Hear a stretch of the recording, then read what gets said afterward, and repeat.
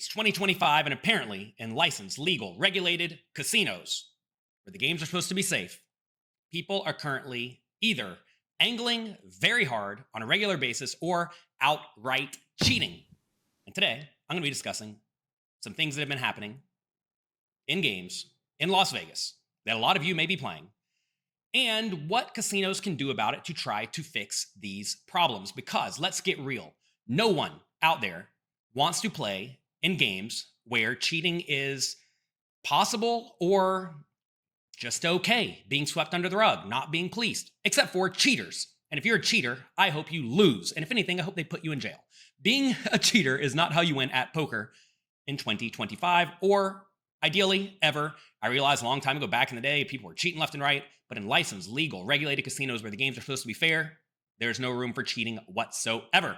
Recently, on Twitter, Eric Zheng, Mike Holtz, Patrick Leonard, and many other people have been giving their experiences of playing in medium stakes buy-in tournaments in Las Vegas, like tournaments at Resorts World or Venetian that are, $400 buy-in, $800 buy-in, etc. For example, Mike Holtz talked about how there were two players from the same country who spoke non-English.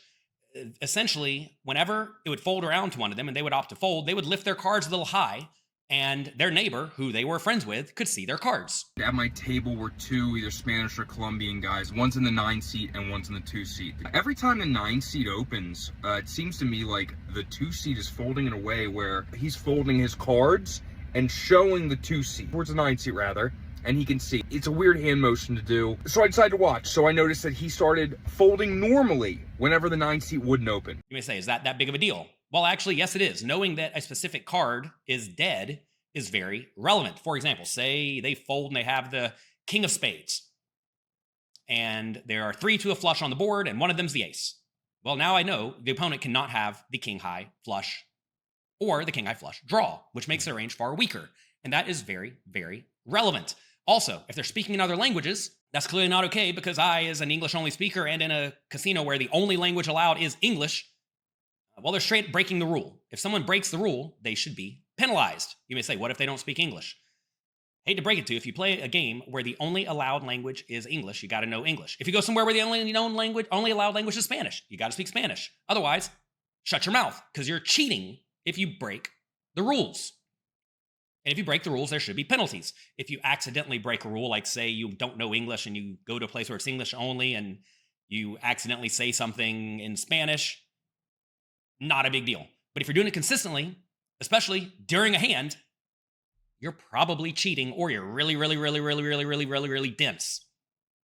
And for the most part, most people are not really dense. Something else Mike said the people in his games were doing is that after that player busted, he would stand on the rail behind Mike and other players, ideally trying to get a peek at their hole cards, and then the other guy who spoke their foreign language was still in the hand.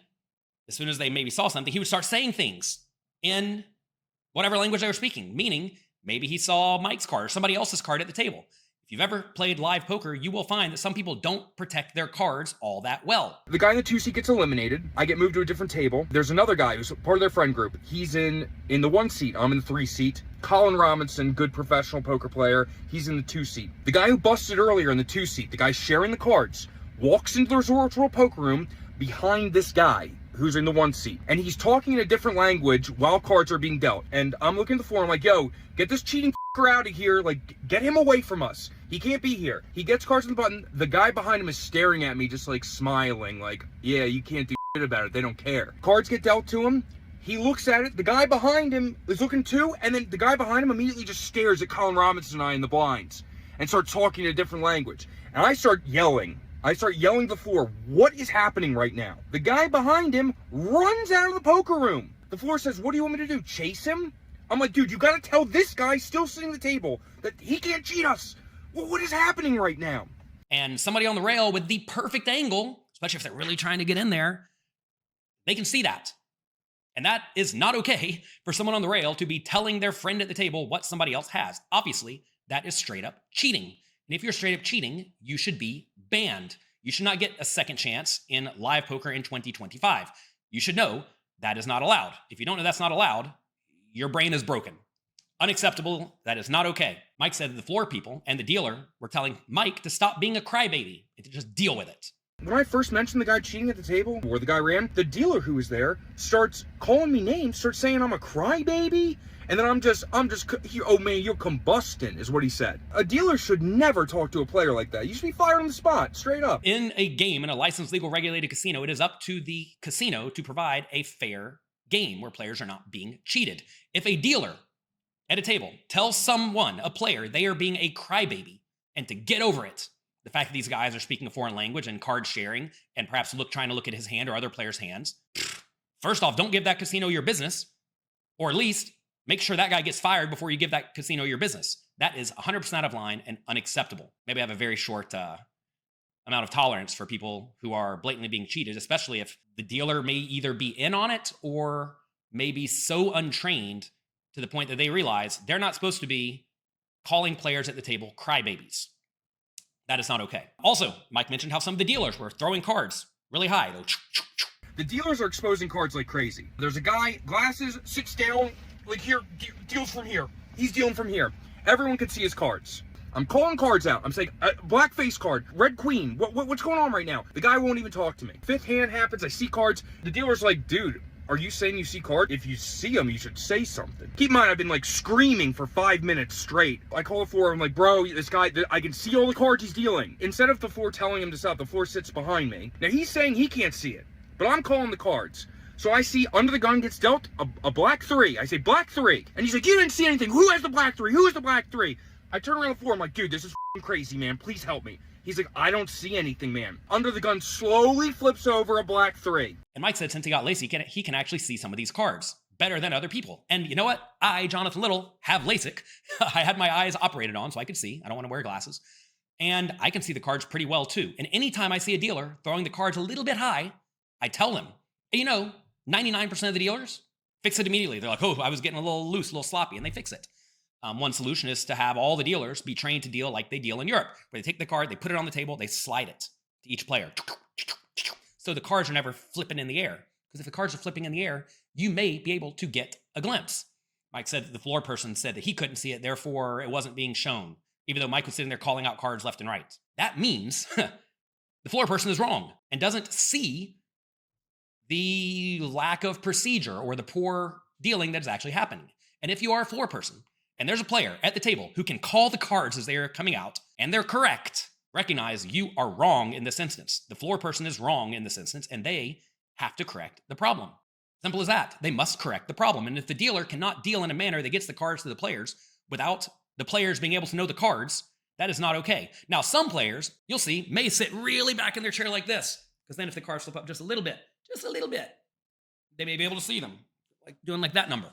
That's not okay. If somebody's like clearly slouching down trying to see the cards, trying to get an angle, the floor person should say something about that. People should sit in their chairs reasonably. I realize everyone can't sit in the chair reasonably, but people should sit in the chair reasonably and not be actively trying to angle in the game. If you're just sitting there reasonably, I mean, Mike's a normal sized guy, you know, it's not like he's down there hunching, trying to get a glimpse of the cards. He's the one calling it out, right? If he can see it, that is a problem and it needs to be fixed. Eric Zheng talked on Twitter about being in a spot on a bubble where someone went all in for like 2 big blinds or something like that. The player in the big blind opted to fold, getting amazing pot odds in a spot where the math says call with any 2 cards.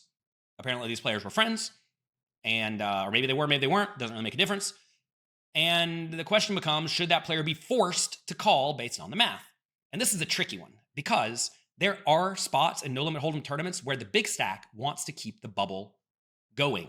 Because imagine there's 10 players left and 9 get in the money, or there's some big payout jump there, or whatever. The other players at the table have to be really, really tight. So imagine there's a big stack, a bunch of middle stacks, and 1 2 big blind stack. The big stack really, really, really wants that 2 big blind stack to stay so that he can then push around all the middle stacks, right? So that allows that player to slowly chip up while keeping the tiny stack around. No big deal. Maybe they give up a blind here and there in exchange for winning a bunch of other blinds. That is a strategic thing that is wise to do. I mean, that's just like good poker. I did it all the time a long time ago in sit and goes. I wasn't colluding with anyone. I was simply playing the big stack, recognizing I'm giving up a little bit of money on this hand in exchange for winning a lot of money on future hands. Maybe that player was doing it. Maybe they weren't. What if, for example, the player went all in for 1.1 big blinds, so the big blind had to call 0.1 big blinds more, and they still fold?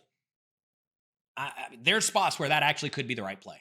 Now, that said, if this is a spot where, let's say, a short stack goes all into a middle stack, the middle stack definitely has to call for one big blind more to try to bust the bubble. The middle stack really, really, really wants to get off the bubble and bust players. If they're folding in that spot, they're clearly cheating. So it's hard to police this one because the spot may look like an auto call, but it may not be based on future game concerns. But you always do want to look for spots where someone may be cheating / colluding. I mean, I'll give you another example. Say someone raises to 3 big blinds, the big stack, folds around to the short stack, who goes all in for 3.1 big blinds, gets back around to the big stack. They have to call 0.1 big blinds more.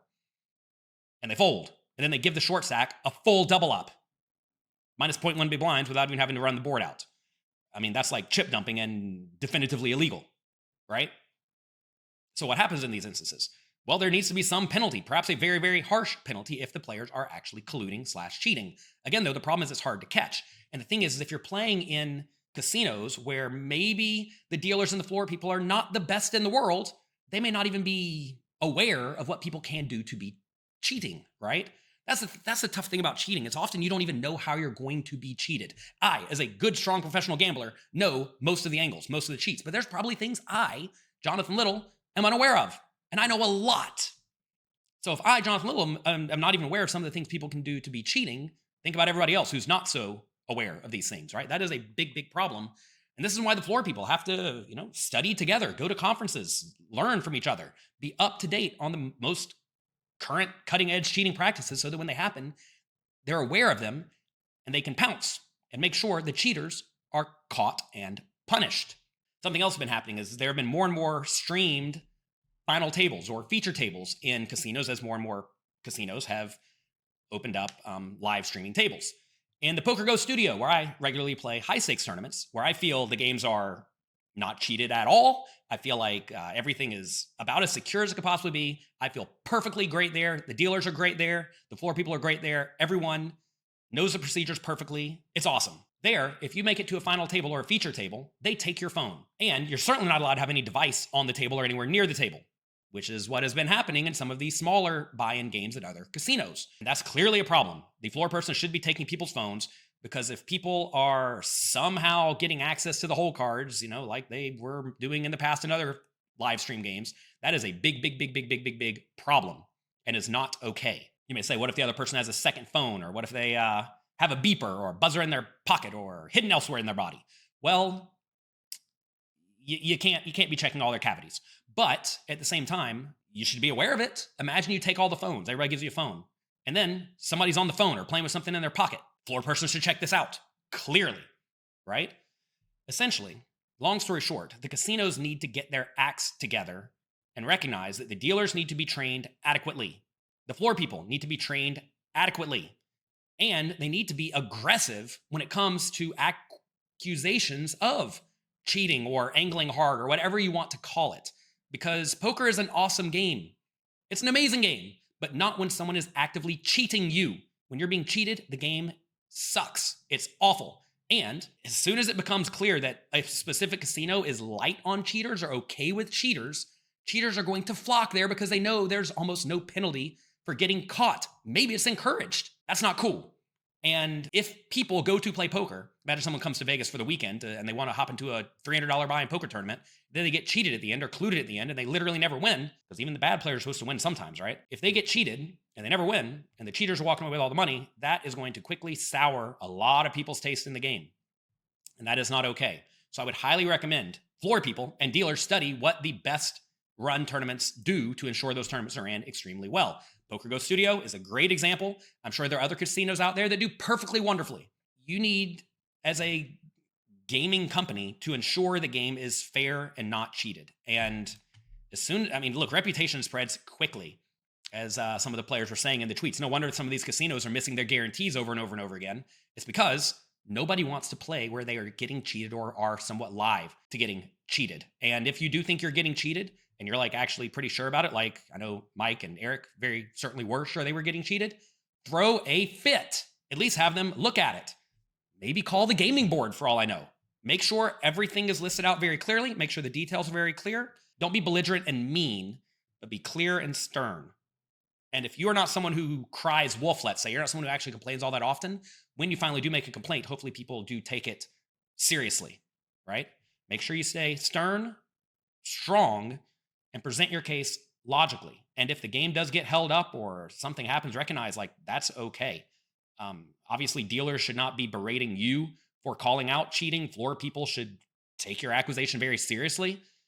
The problem with this, though, is that some people want to blame every single loss on cheating, which is certainly not the case. You're going to lose sometimes, right? And look, weird stuff does happen at the poker table. For example, somebody goes in for 1.5 big blinds. I'm supposed to fold sometimes. That's weird. It's abnormal. If you have not studied these spots, you may not know that those spots even exist, right? So you may think they're cheating, but in reality, it's just good poker. Maybe it is, maybe it isn't. Again, I don't know the exact scenario. But there's no room for cheating in poker. We all need to work together to ensure the cheaters get out of poker. And we got to do better. That's it for today. If you enjoyed today's video, do me a favor, click the like button, click the subscribe button, click the notification bell, call out the cheaters, get them out of the game, and I'll talk to you next time.